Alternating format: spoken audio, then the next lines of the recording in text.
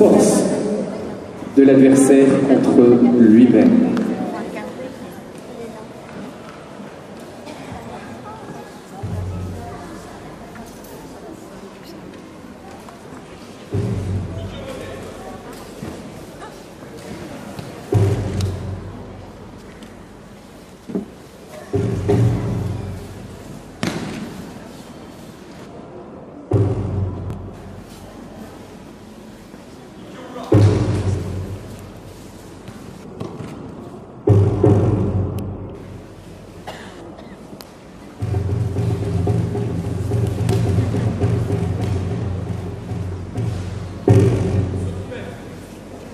À mes côtés, un digne représentant de cette discipline qui n'a pas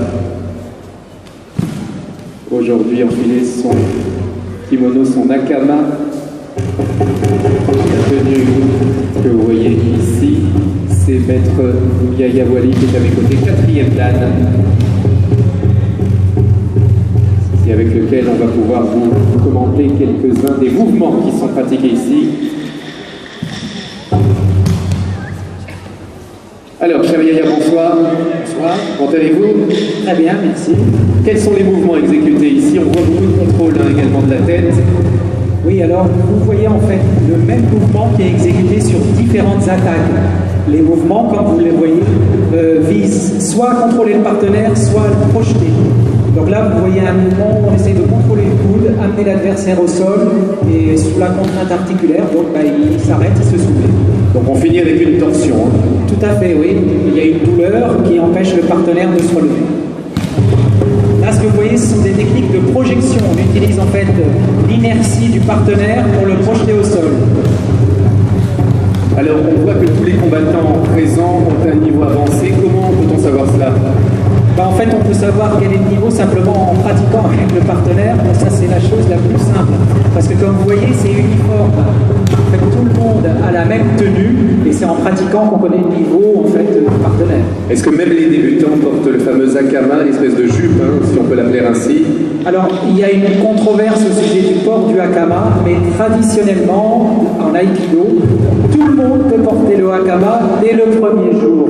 Le fait que certains en portent et d'autres pas est dû à une raison économique. C'est qu'il y a eu un moment où il y a des gens, des étudiants essentiellement, qui n'avaient pas l'argent pour le payer tout de suite. On leur laissait un délai de 1 à 2 ans avant de le mettre et c'est devenu une tradition.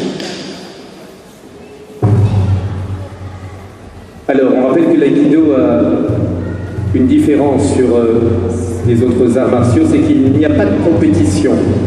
Oui, tout à fait. En Aïkido, il n'y a pas de compétition.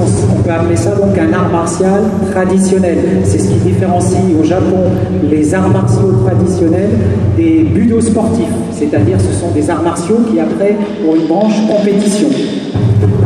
Et donc là encore, on disait tout à l'heure, du coup, pas de ceinture, rien d'ostensible. Alors, il y a des grades en Aïkido. Si, il y a des grades, puisqu'en fait, on a le même système de grades que dans tous les autres arts martiaux au Japon, c'est-à-dire des grades dan. On commence par la ceinture noire, premier dan, deuxième, troisième, on peut aller de son vivant jusqu'à 8e dan. Alors comment on peut les identifier là? Parce que du coup, on ne sait pas qui est deuxième, troisième, quatrième dan pour le public non avisé. Bah écoutez, justement, c'est ce que je vous dis, c'est par la pratique en fait qu'on peut voir si la personne est gradée ou pas.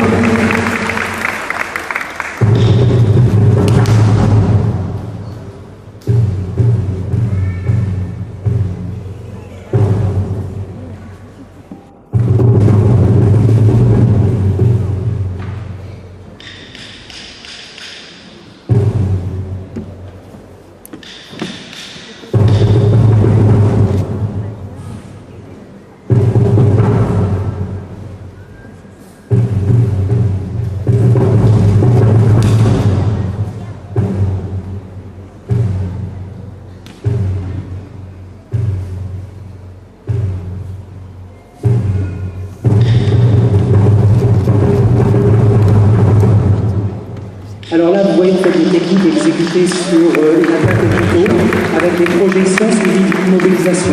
Le but étant à chaque fois de récupérer l'arme, de ne pas laisser le partenaire repartir avec l'arme. On est bien d'accord que donc l'aïkido peut servir dans des situations d'agression dans le civil. Normalement, si effectivement